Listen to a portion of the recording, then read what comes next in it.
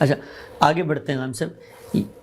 ہم آج جس عہد میں جی رہے ہیں تو ہمیں جیسی ہی کوئی خبر ہم تک پہنچتی ہے اور وہ بالعموم فیس بک کے ذریعے پہنچتی ہے تو پہلی تشویش یہ پیدا ہوتی ہے کہ کیونکہ فیس بک کے اوپر بہت ساری خبریں، باتیں من گھڑت بھی ہوتی ہیں، لوگ افواہوں کے طور پہ بھی وہاں پھیلا دیتے ہیں، تو ہماری آج کے عہد میں کسی بھی واقعے کی رپورٹنگ کو اخذ کرتے ہوئے ایک حساسیت پیدا ہوتی ہے، چونکہ یہ ایک امر واقعہ ہے.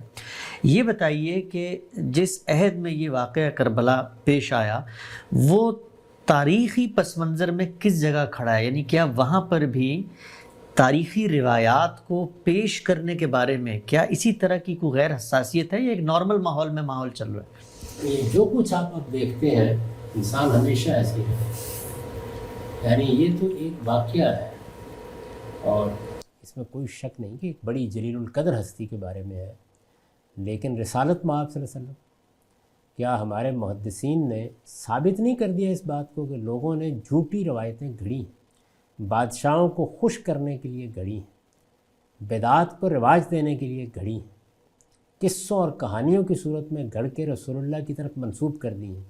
یعنی کئی مجلدات ہیں، کئی جلدوں کی کتابیں ہیں جو ان گھڑی ہوئی روایتوں پر مشتمل ہیں.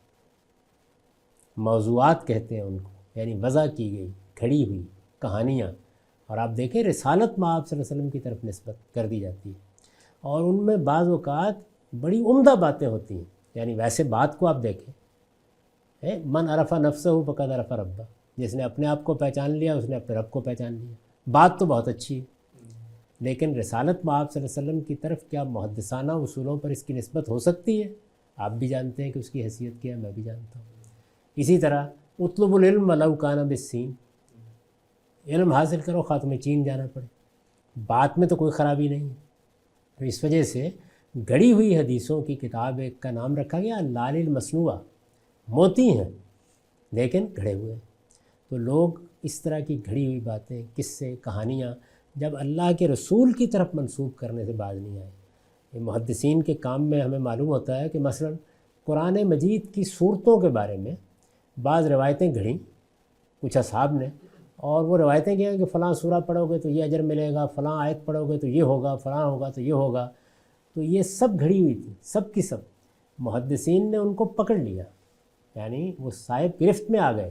جب ان سے پوچھا گیا کہ یہ آپ نے کیا کارنامہ کیا ہے تو انہوں نے کہا کہ لوگوں کا زیادہ اشتغال حدیث کی طرف ہو گیا تھا، تو میں نے کہا ذرا قرآن پڑھنے کی ترغیب پیدا کی.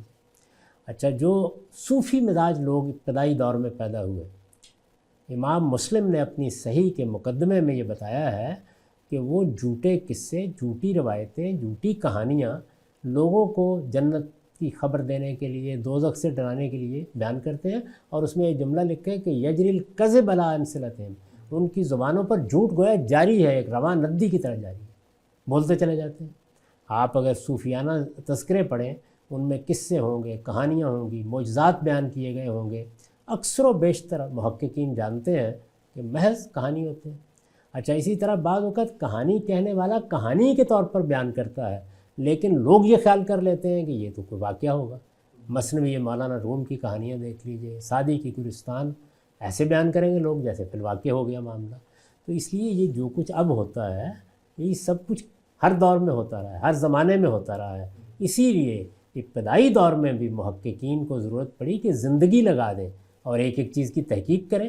ورنہ تو یہ اصول قائم کر لینا چاہیے تھا کہ جو فیس بک پر آ گیا، جو اخبار میں چھپ گیا، جو میڈیا پر نشر ہو گیا وہ حق ہے. جس طرح اب ہم جانتے ہیں کہ اس میں جھوٹ بھی ہوتا ہے، افواہیں بھی ہوتے ہیں، اس میں آخری درجے کے اتہام اور افتراء بھی ہوتے ہیں، ایسی ہی صورت ماضی میں بھی رہی.